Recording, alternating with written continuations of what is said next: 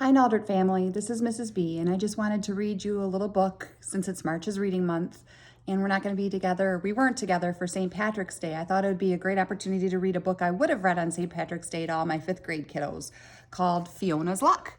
So hopefully you'll recognize a good theme in this book.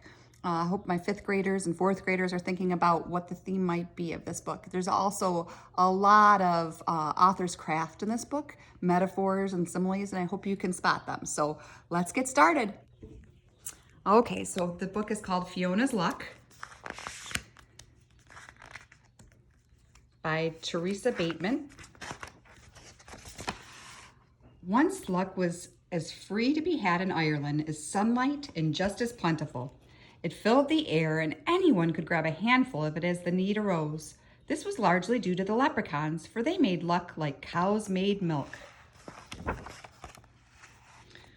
Then the big folk arrived in Ireland. They were so large, the luck clung to them wherever they went. Something will have to be done, the king of leprechauns declared. We can't have those huge people soaking up all of the luck.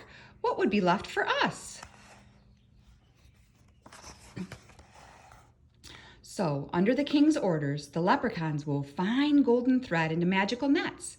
Then, late one midsummer's eve, when the luck was at its height, they swept it up and stored it all in an oak chest by the king's throne, so he could distribute it where and when he chose.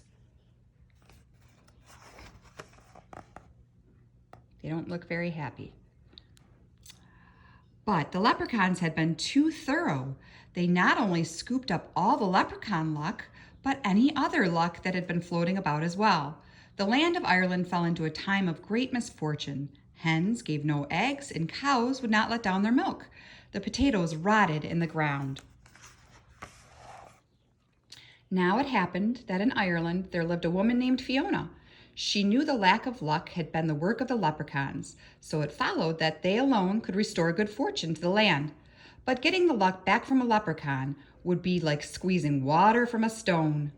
Not that it can't be done, but it usually requires more strength than you're apt to have. Sometimes cleverness, though, is worth more than strength. That sounds like a good theme.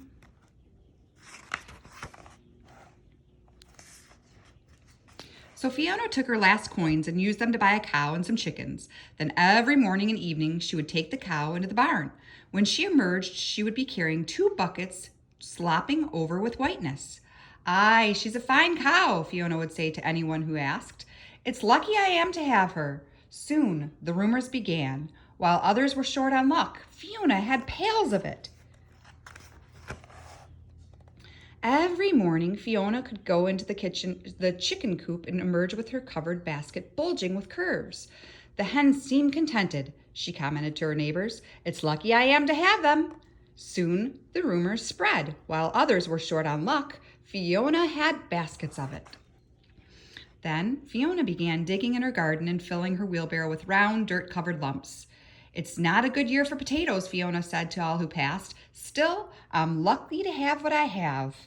Now the rumors had wings. While others were short on luck, Fiona had wheelbarrows full of it. Naturally, word of this unexpected luck made its way to the Leprechaun King. One day, Fiona was walking across a green meadow when she suddenly found herself surrounded by a small crowd of the fair folk. In a trice means very quickly, they grasped the hem of their skirt and ran around her in a circle. She turned to keep the skirt from wrapping around her knees, and as she turned, the landscape blurred. When it sharpened again, Fiona found herself beneath the earth in the throne room of the Leprechaun King.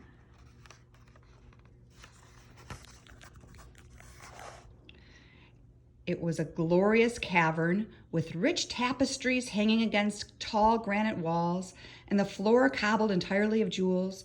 Torches and candlelight made everything sparkle, and music filled the air. In front of Fiona stood the throne, and on the throne sat the Leprechaun King. He beckoned to her, which means he called her. Fiona approached, her eyes scanning the room for the missing luck. She was as sure as smoke loves fire that the king would be keeping it close to himself. As she curtsied, she spied the oak chest. It was glowing slightly, sealed by a spell, since everyone knows that no lock can hold luck for long. What would you be wanting of me? Fiona asked politely. The king scowled, which means gave a pretty nasty look. Where are you getting all your luck? Who's been giving it to you and why? He demanded. Fiona's eyes widened in innocence. I have no luck, she declared. Indeed, here I am, a captive of the leprechauns. If that's luck, you can take it. So you claim to have no luck? The king inquired, raising an eyebrow. Well, let's put it to the test, and when I prove that you've lied to me, as forfeit I'll take all the luck you have and put it with the rest that I guard. His eyes flicked toward the chest. Fiona frowned. That's a sorry bargain for me, she said. Yet I know the rules. If a test is to be made, then a forfeit must be paid by the loser. I haven't lied, so when when I'm proved truthful, I demand a wish as your forfeit. The king's eyes turned shrewd. Agreed, he said slyly. I'll give you a wish for exactly the value of the luck you have, if my tests prove me wrong. Fiona knew she was being cheated. A woman with wit, though, can turn a leprechaun's cleverness against himself. She glanced at the chest and then, barely keeping a smile from her lips, nodded. Looks like she's got an idea up her sleeve.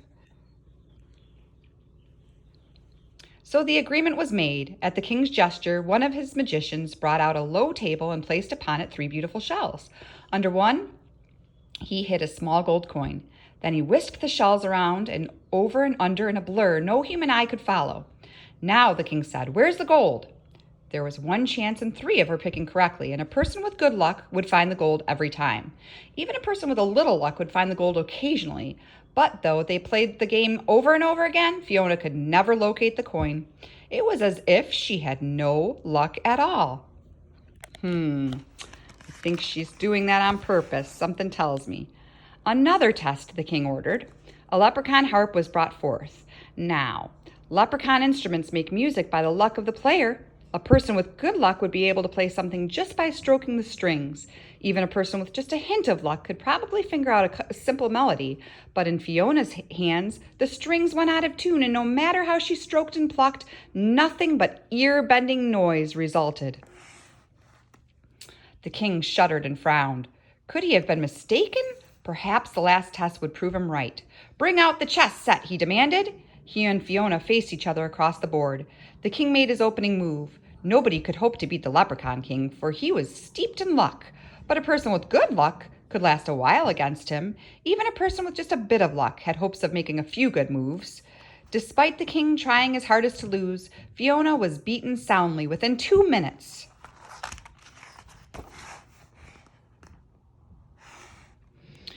The king eyed her in amazement. You have no luck at all, he declared. But what about the milk and the eggs and the potatoes? Fiona sighed. If I fill my milk bucket with whitewash, or my egg basket with pine cones, or my wheelbarrow with dirty rocks, surely that's my own business. I told you I had no luck and I didn't lie. Now I'll take my wish and be on my way. The king nodded slowly. Indeed, I did promise you a wish, but for exactly the value of the luck you actually had. You've proven to me that you have no luck at all. So that's all you can wish for. Nothing.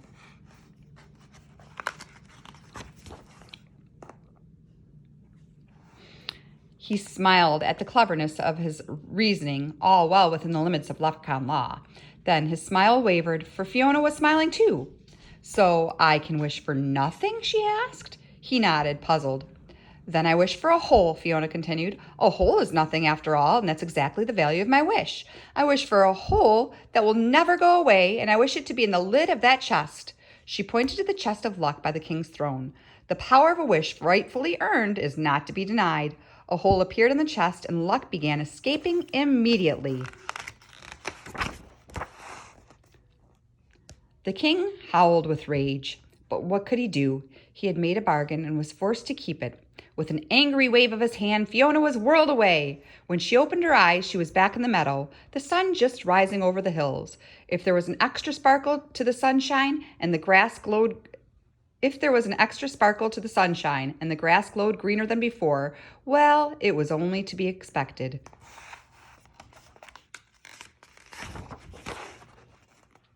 And that is why, from that day to this, you'll always find some luck roaming free around Ireland. For the hole is still in the chest, and the king must keep his promise. But as for Fiona, well, as she herself said, luck's all well and good, but myself, I'd rather depend on my wits. I wonder if that might be the theme. Think about it. And hopefully we'll be reading to you very soon. And I hope you have a wonderful, wonderful day. Mrs. B misses you all. Bye-bye.